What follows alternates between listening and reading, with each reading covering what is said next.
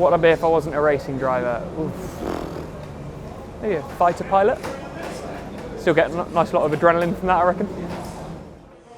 Always liked flying, so probably if I could, I'd love to be a pilot or some sort. It'd probably be something I wouldn't want. I'd do if I wasn't racing.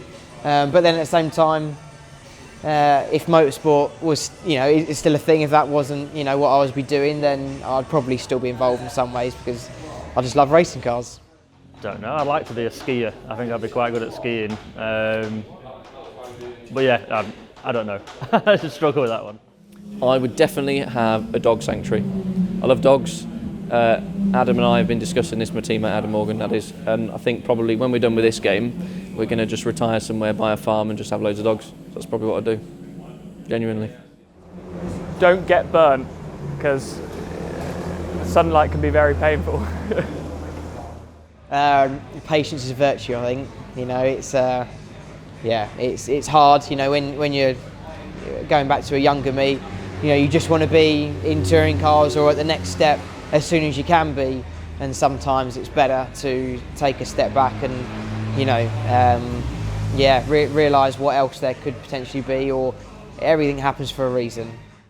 Work harder in school, try a bit harder, but no, just stay focused, never give up, and just keep pushing, and you'll get there. Just be patient.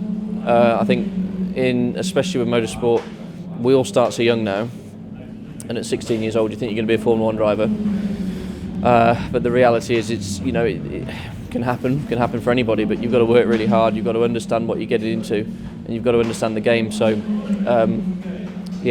my advice would be just be patient, don't rush, let things come to you a little bit and it'll all be right. I don't know what my biggest inspiration is. I set myself goals that I just try and achieve. I don't do that for anybody else. I do it because it's what I want to achieve. So I don't compare myself to anybody. I just get my head down, work as hard as I can, and make sure that come the end of it, I'm happy with all the efforts that I put in and that I've really got the best out of it. Probably my dad, Simon. He's stuck through me through absolutely everything. Continues to. It's not like he's disappeared. He's around at every touring car race, helping with sponsors, with everything I need help with.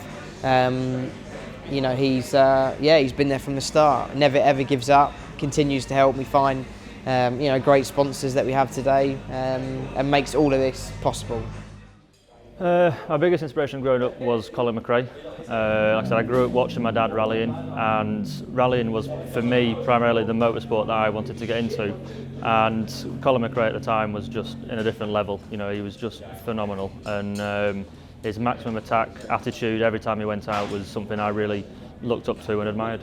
Yeah, still Schumacher, I think, because I remember, when I was karting and racing when I was younger, that would be first thing you do is when you get home, where did Schumacher come? So yeah, I think it was a big part of my childhood.